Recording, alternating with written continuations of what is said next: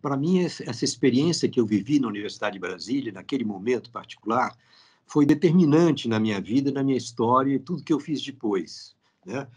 Porque a Universidade de Brasília ela foi criada por Darcy Ribeiro e Anísio Teixeira, ainda no governo do João Goulart, e com uma ideia bastante inovadora, né? Diria até hoje, né? Pelo menos no estilo do campus americano, mas onde a gente podia cursar, ao contrário, deveria cursar matérias de todas as áreas, né? Não só naquela área que você escolheu. Então, eu escolhi arquitetura, mas você, antes de entrar na arquitetura, você fazia 2 anos no Instituto Central de Artes, que é uma espécie de um básico, que serviria depois, futuramente, para você ou fazer arquitetura, desenho gráfico, cinema, pintura, desenho industrial, enfim, os cursos que iriam surgir a partir daí.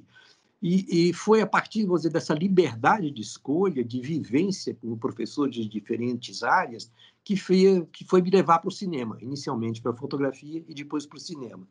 Isso foi uma experiência absolutamente inovadora, única, né? Quem viveu aquilo. E foi muito rápida, foi 1 ano e meio só, porque eu entrei no ano de 64 e veio em seguida o golpe. A universidade resistiu ainda, apesar das prisões e invasões que ela sofreu, até um ano depois, em 1965, em outubro de 65, a situação ficou tão insuportável que os professores fizeram uma demissão coletiva, imaginando que isso ia chamar atenção, principalmente no meio internacional, o que acabou não acontecendo. Quer dizer, esses professores pediram demissão, o governo aceitou a demissão, fechou a universidade e, no ano seguinte, ela reabriu como uma universidade dentro do currículo tradicional. Quer dizer, aquela experiência se perdeu completamente. Eu achei que eu tinha que dar um testemunho daquilo, né, para não se perder a ideia que se criou lá e que se viveu lá.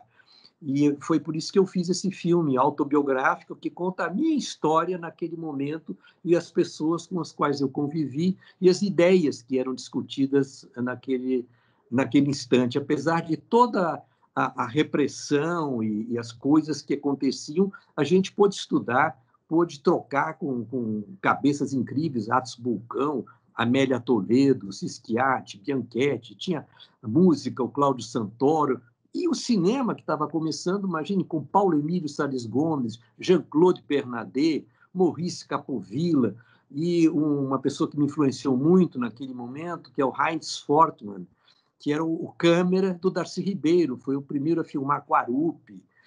Enfim, olha só que privilégio de poder dividir com essas pessoas o conhecimento. Dividir, não, eu estava lá aprendendo. E outra coisa muito importante que aconteceu nesse momento, a gente era incentivado a conhecer o Brasil, principalmente pelos colegas, porque vieram colegas do Brasil inteiro, né? E eu, naquela época, né, como um paulista, eu conhecia São Paulo e conhecia a Europa, mas eu não conhecia o Brasil.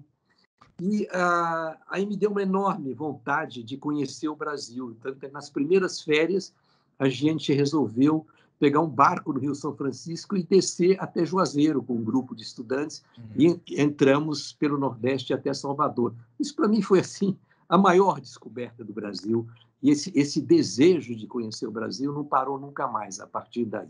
Então, eu fiz esse filme praticamente com pouquíssimos recursos, de um rapaz, um jovem, Bruno Caldas, produtor de Brasília, que comprou essa ideia, conseguiu um recurso da Secretaria de Cultura para exibição, quer dizer, praticamente um nada, mas eu fiz com o meu celular e com o meu arquivo pessoal, em grande parte, e as pessoas que eu consegui ainda entrevistar, que ainda estão vivas, já nem estão mais tantos, alguns até já morreram desde que eu fiz o filme.